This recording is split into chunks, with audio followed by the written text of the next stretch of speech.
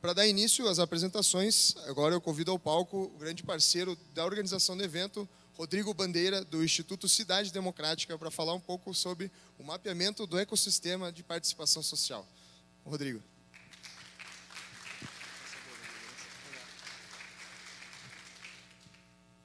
Bom dia a todos, é um prazer estar aqui. É muito importante poder compartilhar com vocês o trabalho que a gente trouxe aqui para apresentar. Aproveitar, né, a fala aí do momento vértice, né, para explicitar aí os nossos vértices com alguns de vocês aqui. Então, muito importante poder ouvir da Jamila a fala sobre a necessidade de fortalecer a sociedade civil, isso é um desejo nosso. Então, desde o começo do nosso trabalho, o fortalecimento da sociedade civil está no centro, né, das nossas preocupações. Então, esse é um vínculo de apreciação e de similaridade aí nos nossos objetivos. E também, com relação à fala do professor Fishkin, falar sobre a importância de manter uma relação entre aquilo que é a vontade da sociedade e aquilo que é feito pelos governos, pelos políticos. Então, essa aproximação, né, quer dizer, olhar e perceber qual é a associação que pode estar havendo entre essas duas realidades, para a gente sempre foi muito importante. E o que a gente traz aqui tem muito a ver com isso. Então, também é um vértice que nós temos aí, que nos liga a esse trabalho. Aí também dizer da felicidade de ter aqui a Lucy, com quem nós temos conversado e temos aí, né, trabalhado no sentido de desenvolver, de aprimorar esse trabalho, né? A Lucy Bernholtz, que faz o Digital Civil, que está no Digital Civil Society Lab em Stanford, e é um trabalho muito cuidadoso de conhecer essa Digital Civil Society, quer dizer, tentar entender quais são os contornos, né, desse novo campo a partir de onde a gente pode atuar. Então, exatamente sobre esse projeto, nós temos conversado, tem sido um grande prazer. Então, essa também é uma fala aqui sobre esse vértice que nos liga aí, que nos conecta. Eu vou fazer a apresentação aqui do estudo do mapeamento do ecossistema da participação social, e que é um estudo que aconteceu em 2014, né, no ano passado, entre julho e agosto, e ele ainda carece de uma atualização, mas a partir dos dados coletados nesse primeiro momento, a gente conseguiu alguns achados já, algumas coisas que para nós já são muito valiosas, e estamos aí num processo de poder estudar melhor esses dados e poder estabelecer aí o que seriam clusters já de interesses, que seriam campos de força que estão atraindo pessoas e, portanto, aí definindo alguns lugares nesse campo de atuação, a partir de onde a gente pode começar a entender qual é a dinâmica entre os atores que estão nesse campo do que a gente chama de participação social, né? Então, fez um outro barulho aqui. O de baixo? Pronto.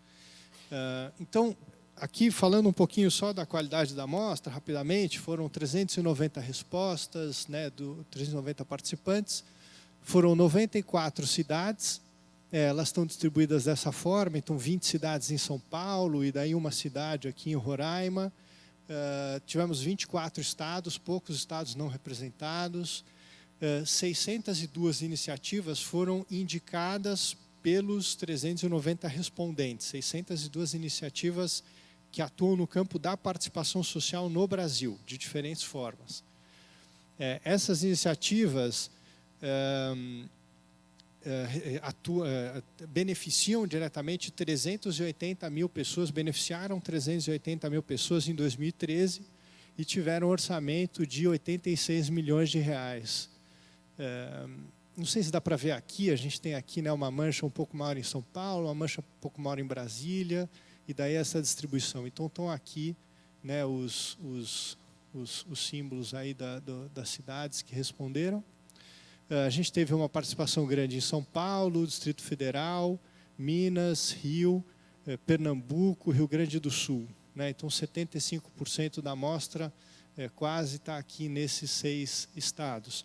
Mas foi um trabalho que conseguiu pegar, acho que, bastante da diversidade disso que a gente chama do ecossistema de participação social no Brasil. E aqui também, falando um pouquinho do perfil da amostra, a gente perguntou qual era o vínculo com a iniciativa. 37% atuam como voluntários nessas iniciativas, 18% como conselheiros, 17% trabalham, são empregados, 15% são idealizadores, 11% prestam serviços e 2% apoiam financeiramente a iniciativa. Para a gente, muito importante isso, quer dizer, 15% das pessoas são idealizadores das iniciativas que estão mapeadas e representadas aqui. Isso para a gente foi muito bom perceber. E aqui, qual é o setor de atuação dessa iniciativa? Então, 56% são organizações ou redes da sociedade civil. Tem institutos e fundações, e também tem aqui executivo, academia, empresas. Então, a iniciativa de participação social não é necessariamente uma iniciativa da sociedade civil. Aqui não se trata de mapear o terceiro setor, mas trata de mapear iniciativas que promovem a participação social. Então, podem ser em governos, podem ser em empresas, etc., para poder entender esse recorte através dos setores, né? Então, a partir dessas 390 respostas, o que a gente fez ao final do questionário foi perguntar isso aqui.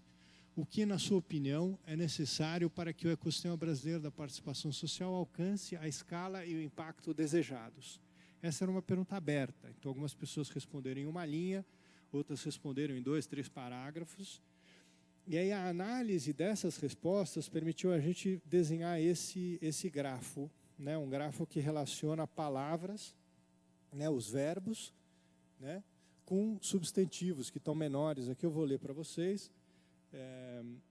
E permite a gente entender um pouco do que seria o discurso desse ecossistema, quer dizer, o que está sendo dito por essas pessoas, né? Então, acho que isso está muito ligado com o que a gente ouviu antes, né? Claro, feito com uma qualidade, né?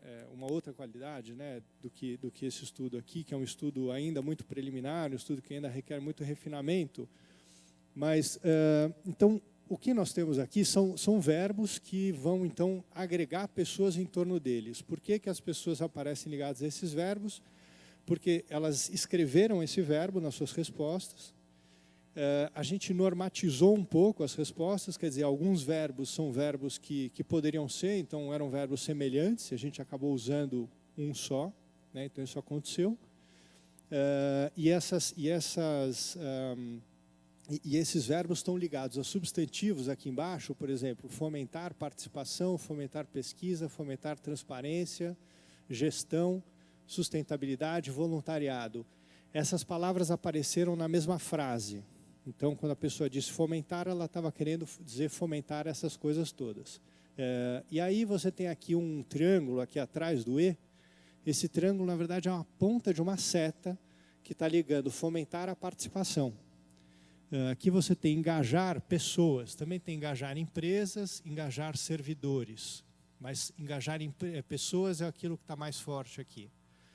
Articular atores é o que está mais forte, mas também tem mapear atores. Desculpa, aqui tem um outro verbo, e como esse verbo ele apareceu, essa clusterização ela é feita a partir de um algoritmo que aproxima eventualmente 2 verbos com a mesma cor. Isso ajuda a gente também um pouco a entender o que é o discurso. Integrar iniciativas, criar visibilidade, criar repertório, criar identidade e criar estratégias. Aqui tem muito forte criar estratégias e criar visibilidade.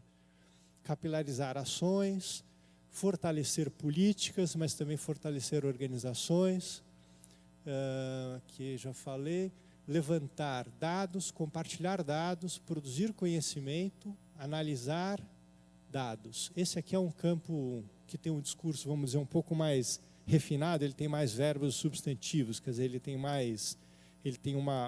um pouco mais de conteúdo, ele não é só uma ideia-força, como talvez alguns dos outros.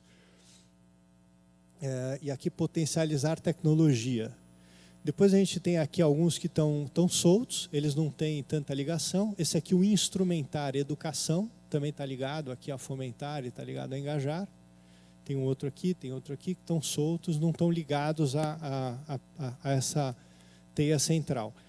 As bolinhas menores, que eu não li nomes, são números, elas são as pessoas que usaram esse verbo. E as pessoas estão, às vezes, falaram de instrumentar e falaram de articular, né? Esses aqui falaram de articular e falaram de engajar. Tá? Então, por aqui a gente também vê qual é o lugar que esse discurso ocupa nessa rede toda. Então, se ele é marginal, ele está um pouco fora desse centro, ele não está conectando com os outros verbos. Quando ele está mais para o centro, ele conecta melhor os verbos, né?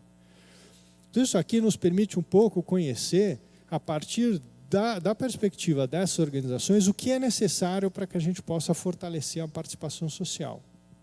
A gente toma cuidado de não colocar tanto a nossa opinião sobre isso, e claro que, como pesquisadores, a gente acaba fazendo isso inevitavelmente, mas procura deixar isso muito claro, né, no método, para que isso possa vir a ser uma agenda comum de todas as iniciativas que estão nesse campo, o que permitiria poder ouvir, né, outros pontos de vista e perceber em que lugar nós estamos, né, em termos do discurso. Isso também é possível com relação a interesses e habilidades, que também foi perguntado, mas isso é um outro gráfico que eu não vou apresentar aqui agora. Esse aqui é um material que a gente vai utilizar para a dinâmica da tarde, depois a gente vai poder falar, o Jamil vai contar para a gente a programação aí da tarde, mas à tarde nós vamos trabalhar com a mesma pergunta, a fim da gente poder enriquecer esse grafo e poder fazer ele no tempo, quer dizer, fazer esse grafo desse mapeamento, o grafo da dinâmica da tarde e depois o grafo que junta o mapeamento e a dinâmica da tarde, para que a gente possa perceber qual é a contribuição do evento de hoje para se pensar essa agenda da participação social no Brasil. Então, essa é uma das coisas que a gente queria trazer. Agora, rapidamente, vou mostrar o segundo. Quando a gente perguntou quanto tinha de recurso e quanto tinha de beneficiários, a gente acabou encontrando quatro quadrantes, né? Aqueles que são as iniciativas laboratórios, como nós estamos chamando, que tem pouco recurso e poucos beneficiários, quer dizer, então é uma tentativa de poder chegar, né, numa coisa que funcione, que faça sentido. Depois os intensivos, que são aqueles que usam muito recurso e têm poucos beneficiários, então trabalham com muita profundidade. Depois aqueles que com pouco recurso atendem muitas pessoas, são os extensivos, aqueles que investem menos recurso, mas atuam numa base muito ampla. E aqueles que são, vamos dizer, a gente chamou aqui de replicáveis, que são aqueles que usam, já conseguem mobilizar bastante recurso e já estão conseguindo beneficiar muita gente. E aí nós colocamos essas iniciativas, né, nesses quadrantes todos. Aqui esses do meio, consideramos que eles não têm uma característica tão forte de poder dizer que eles fazem parte desse quadrante, então separamos aqui em 5 grupos, né? Encontramos aqui 21% aqui, 6% aqui, 32% aqui, 26% aqui, 15% aqui no meio. Então isso também é uma forma de a gente lançar um olhar sobre esse campo e tentar entender o quanto a gente está beneficiando, se esse número aumentou, né, o número de beneficiários, se o recurso aumentou, mas também como está funcionando essa distribuição entre esses 5 lugares aí, quem são as pessoas que estão aí, e daí poder conhecer suas habilidades, poder saber do seu discurso, e assim a gente poder conhecer como nós nos afirmamos coletivamente, quer dizer, quem somos nós, participantes do ecossistema da participação social no Brasil. Então, esse é um estudo que para a gente faz muito sentido. Gostaria muito de poder ouvir, né, feedbacks de vocês. Esse estudo está disponível aqui, né, nesse site, maps.iolasite.com. E, enfim, e a gente pretende poder atualizar ele agora em 2016 e poder fazer isso sempre de forma a ter aí um tracking de como está acontecendo essa dinâmica das iniciativas no setor. Então era isso, obrigado.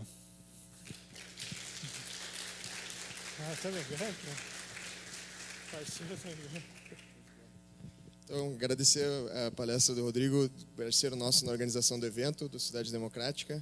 Muito obrigado.